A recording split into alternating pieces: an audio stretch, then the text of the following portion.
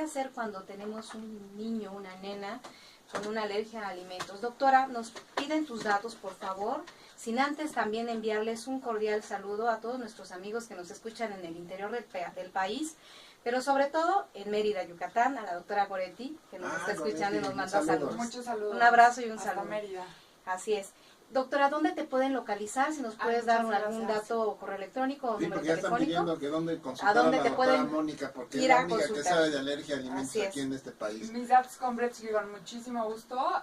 Soy la doctora Mónica Rodríguez y les doy mi teléfono, que es 55 66 10 6108. Repítelo otra vez. ¿Otra vez? 55 66 10 6108. Y ahí, bueno, estoy con la disponibilidad para poder agendar pues, las citas y para poder iniciar el abordaje de los pacientitos. Así es. Muy bien, también tenemos otra pregunta que también nos preguntan ¿qué tan frecuente es la alergia al trigo en los niños? ¿Es muy frecuente? Pues la realidad es que no.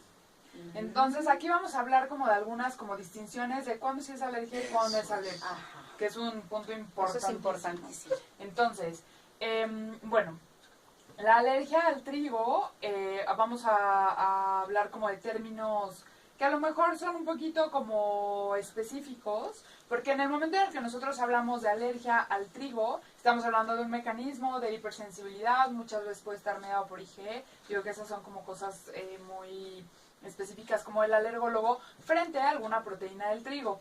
Y hay que diferenciarlo de la famosísima enfermedad celíaca.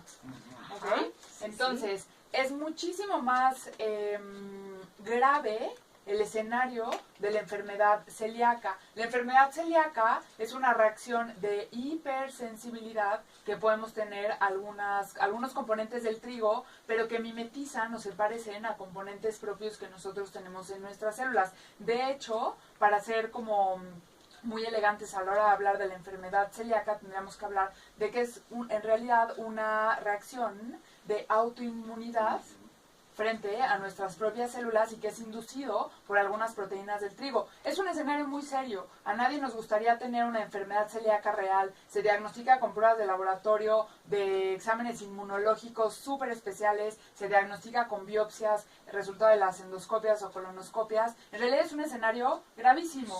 ¿Qué manifestaciones tendría un niño con enfermedad celíaca? Un niño con enfermedad celíaca es un niño que llega y de entrada en el consultorio lo vemos y creemos que es mucho más pequeño en edad porque está absolutamente desnutrido, ha tenido diarreas crónicas, estamos hablando 6 meses, 8 meses con diarrea, ha tenido hospitalizaciones continuos, ha tenido un subdesarrollo, es un paciente que tiene retraso en neurodesarrollo por la desnutrición, es un paciente, es un escenario gravísimo. Entonces nadie queremos tener un hijito con enfermedad celíaca real. Podemos tener datos de intolerancia a algunos alimentos que contengan gluten, y entonces yo puedo tener un poquito de distensión abdominal, puedo tener meteorismo, flatulencias, puedo sentirme así como muy llena después de comer que el trigo, la cebada o el centeno. Y ese grado de intolerancia lo tenemos que diferenciar de una enfermedad real celíaca. Entonces vamos a poner que tenemos como 3 fenotipos. El fenotipo de una hipersensibilidad mediada por IgE o una alergia al trigo, ese es el escenario número 1, es bastante poco frecuente en la población mexicana. El escenario número 2 es gravísimo, que es la enfermedad celíaca como tal, que se diagnostica después de varios meses, un paciente desnutrido, lo que acabamos de comentar. Y el escenario número 3 es que tengamos una intolerancia transitoria a algún alimento que contenía algún derivado del gluten. ¿Okay? Entonces ahí es donde puedo sentirme así como un poquito más panzoncito, indigesto después del consumo de algunos alimentos. Pero son circunstancias en donde el médico, a veces por querer dar un diagnóstico inmediato, dice, se tiene enfermedad celíaca. Con el título. Y las mamás se sienten muy contentas de que su niño tenga enfermedad celíaca. yo siempre les trato de decir, no, yo me pondré a llorar. Exacto, Claro. yo siempre les digo, si quieren realmente tener un diagnóstico para que nos asustemos, vamos a ponerle enfermedad celíaca. Y entonces sí, asustémonos todos. Porque es muy frecuente que las mamás digan, mi niño, mis niños tienen enfermedad celíaca. O hay programas que hemos escuchado con algunas otras emisoras radiofónicas donde hablan de enfermedad celíaca como si fuera algo tan... Algo como una gripa, como un catarrito. Una Sí, roncha. No. Yo estaría preocupadísima por tener el título de una enfermedad tan grave como la enfermedad celíaca. Yo creo que es cosa de la etiqueta. Las etiquetas son muy importantes y ahí es un llamado a los médicos de primer contacto, a los familiares.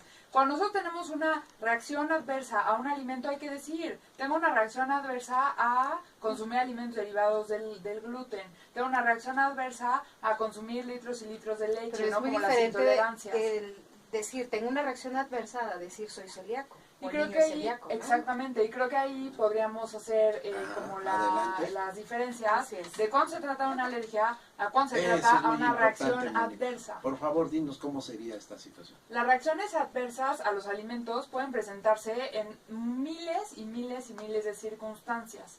Entonces vamos a empezar a desglosar como algunos ejemplos. Podemos tener déficits enzimáticos, transitorios o permanentes, que hagan que nuestro sistema digestivo no pueda digerir adecuadamente un alimento y eso haga que yo presente síntomas. Vamos a hablar de uno más común, no vamos a ahondar mucho en el tema, pero vamos a decir la deficiencia de lactasa, que me puede dar intolerancia a la lactosa y entonces yo ya cada vez que como el alimento me puedo distender. No se trata de una alergia, se trata de una intolerancia. Eso es. Entra dentro del grupo, todo entra dentro del grupo de reacciones adversas a alimentos, pero básicamente como los dos pilares son, ¿es una alergia o no es una alergia? Este equipo de las intolerancias no son alergias. Entonces hay que hacer como mucho énfasis en eso. Y esas sí son muy frecuentes. Mónica. Esas son súper frecuentes. Ujú. Ya hablamos del papel, por ejemplo, de seguir consumiendo alimentos como ricos en la lactosa después del periodo de la lactancia. Eso puede manifestarse clínicamente con síntomas por intolerancia a la lactosa. Vámonos a otras reacciones adversas que...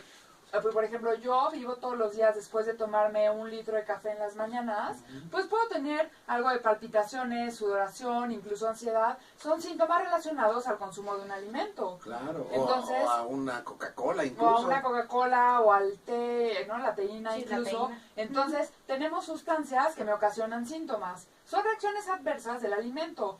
Entonces, eso no son alergias, Claro. son reacciones adversas de los alimentos. Vamos a ver algunos otros ejemplos. Hay uno muy curioso con el consumo de algunos pescados, Ajá. como el grupo de los escombroides, que son los pescados de piel roja, o que la carne es rojiza, digamos. Entonces ahí es como muy curioso porque yo puedo consumir ese alimento y presentar quizá algunas manifestaciones cutáneas, algún malestar gastrointestinal, pero es derivado de sustancias de la digestión de esa misma músculo del pescado. Entonces no se trata de una alergia, se trata de una reacción adversa por consumo del grupo del pescado de los escombroides, que tienen un alto contenido de histidina. Digo, ahí es como ya Ese un es rollo muy otro, específico.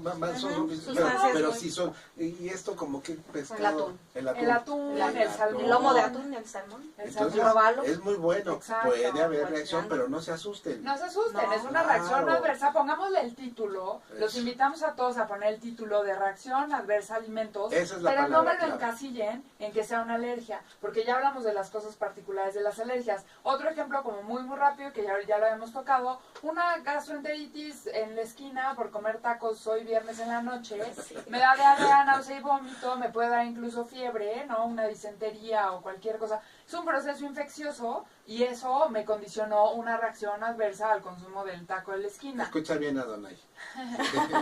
Y otra también importante, alimentos intoxicados o que ya hayan estado echados a perder. Entonces puedo tener una intoxicación por el Claro. consumo de un alimento, ahí vienen los pescados y los mariscos, que fue porque los teníamos a la intemperie a 40 grados centígrados. No, estaban almacenados hace mucho Los tiempo en la camarones calle. frescos de la Jusco. Sí, exacto. Esos. Los camarones frescos de la Jusco que venden aquí también en la esquina. Claro. Y entonces ahí tenemos una reacción adversa a un alimento y no es una alergia, es porque están totalmente ya descompuestos. Y eso sí lo vemos constantemente. Constantemente. Doctor, tengo una alergia, me estoy deshidratando, tengo vómito, Náuseas tengo y diarrea y me diarreas. duele mi Hay que cabeza. etiquetar adecuadamente. es una reacción adversa a un alimento y si entra dentro de las posibilidades de la alergia, entonces se inicia el abordaje. Y creo que ahí sería como muy importante ver qué hacemos cuando sospechamos que esta reacción adversa a los alimentos sí es una alergia. Entonces, sí me interesa mucho que esto lo recapitulemos porque es muy común y ya lo hemos estado señalando y lo que acaba de mencionar la doctora Mónica con los ejemplos que se señaló es algo fundamental. Son reacciones que se presentan a cualquier ingestión de un alimento y son reacciones no necesariamente, como dice ella, mediadas inmunológicamente. Exactamente. Son reacciones propias del alimento o bien por alguna situación donde nosotros no estamos preparados. Exacto, o sea, no hubo un complot inmunológico frente a ese alimento. Y ¿saben por qué? Esto es una cápsula que, bueno, los historiadores que nos escuchen nos lo puedan aclarar. ¿Por qué nosotros hacemos los dulces mexicanos de leche? Porque se supone que nosotros en la cultura prehispánica no teníamos ninguna fuente de leche de ningún animal. De tal manera que cuando llegaron los españoles se pusieron a darle leche a nuestros ancestros indígenas, de esa parte, lo indígena, y pues les hacía daño. Entonces, ya saben que nuestro pueblo es muy ingenioso, y entonces empezó a hervir la leche y a ponerle azúcar, a ponerle aditamentos, y por eso empezaron a aparecer los dulces de leche. Claro. Porque para desnaturalizar para desnaturalizar. Y entonces los dulces mexicanos que tanto nos enorgullecen y que a todos nos encantan, y que ahora en diciembre nos vamos a desquitar, así me castiga mi doctor de cabecera, pues son derivados a esa intolerancia de la que hablábamos. A la lactosa. ¿Por qué no digeríamos bien la leche? Porque nos falta genéticamente una enzima que se llama lactasa. Y la lactasa degrada el azúcar de la leche. Y entonces, al hervir eso y preparar ese tipo de alimentos, pues nos limitó ese desarrollo. Es la reacción quizá más frecuente, la reacción de intolerancia a la lactosa. Y casi una cuarta parte de la población mexicana nos hace falta lactasa. Entonces, no se asusten, se puede sustituir y lo hemos comentado al principio del programa, podemos emplear algún alimento que no tenga lactosa, perdón.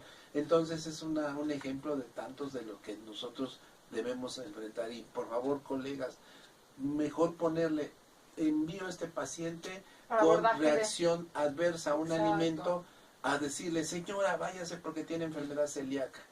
O tiene alergia A y una lista de 19 cosas. Y ahí también, ahorita que hablemos un poquito como del diagnóstico, vamos a hablar adelante, Mónica, adelante, dinos más. Entonces, ¿cuál es la herramienta más útil? Pues la historia clínica que el paciente nos presente. O sea, nuestra clave en el diagnóstico clínico de las alergias alimentarias es la mamá o el papá o los cuidadores primarios. Ellos son los que van a levantar la sospecha. Levantan la sospecha y van a llegar al médico de primer contacto y van a decir, yo sospecho que mi hijo o hija presenta una reacción adversa al mismo alimento siempre. Entonces vamos a empezar a integrar porque ahí sí se levanta como la posibilidad de que pueda tratarse de una alergia. Ya con ese título de reacción adversa a el alimento que sea, el médico de primer contacto lo que tiene que establecer es si se relacionan directamente los síntomas y signos que presenta el paciente con el consumo consecuente o repetidamente del mismo alimento. Entonces, el gran avance en indagar en toda esta como historia clínica es que el médico de primer contacto nos haga la referencia del paciente cuando tenga una reacción adversa a un alimento en sospecha de una alergia alimentaria porque presenta estos síntomas, lo ha presentado en repetidas ocasiones y ahí lo más importante es que nos digan cuál es el alimento, cuánto tiempo pasó desde que lo consumió, qué cantidad de alimento, en qué horario, qué actividades estaba realizando en el momento en el que comió, si es la primera vez o si ya es la quinta vez que lo presenta, ¿no? Entonces, si ha habido como, por ejemplo, si la comida era de casa o era fuera de casa, es como ser detectives de qué es lo que le pasó en ese momento. Y literalmente existen como hojas como de llenado de cuestionarios donde vamos a poner específicamente eso. Entonces, conmigo a mí me sirve muchísimo que llegue la referencia y me diga, se envía la referencia de este paciente, ¿no? Con una reacción adversa a la leche, en sospecha de alergia a la proteína de la leche de vaca porque presentó el consumo tal día. A los 5 minutos presentó síntomas respiratorios y gastrointestinales. De gastrointestinales la diarrea, más malestar. La leche era leche de tal marca, consumió tanta cantidad de la leche estaba caliente o estaba fría y ya lo había presentado en otras 3 ocasiones. Ya con eso hemos avanzado pero kilométricamente para el abordaje de las alergias. Y eso no lo puede atacar en ese momento, bueno, bien tratar en ese momento el médico de primer contacto. Absolutamente sí. ¿Qué recomendación le darías en ese momento antes de enviártelo? El único tratamiento que existe en este momento válido para las alergias alimentarias es hacer en ese momento la exclusión del alimento de la dieta.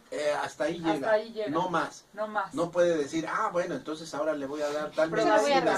Ahora le voy a hacer... No existe ningún tratamiento farmacológico y actualmente nada más hay protocolos en estado como de investigación para hablar de alguna inmunoterapia específica para los alimentos. Eso es ya del área de los subespecialistas. No existen medicamentos. O sea, el tratamiento de primera, segunda, tercera y todas las líneas frente a una alergia a un alimento es la dieta exclusión de ese alimento. Pero no, vamos, el médico debe de quedarse ya nada más con ese concepto de decir, bueno, ya se lo excluí, ya está bien el paciente, ya no lo envío. ¿Es recomendable o en qué momento es recomendable ya enviarlo o derivarlo al especialista?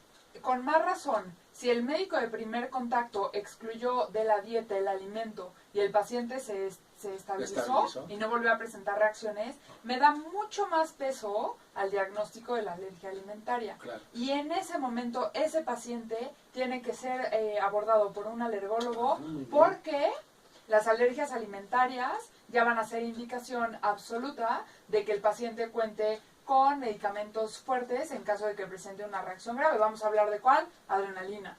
O sea, entonces, paciente ya estamos hablando... aunque no lo haya presentado como una reacción grave o temprana, como lo hemos estado insistiendo, sí es importante que se le dé ya entonces una orientación para prevenir una complicación grave que puede ser mortal. Exacto.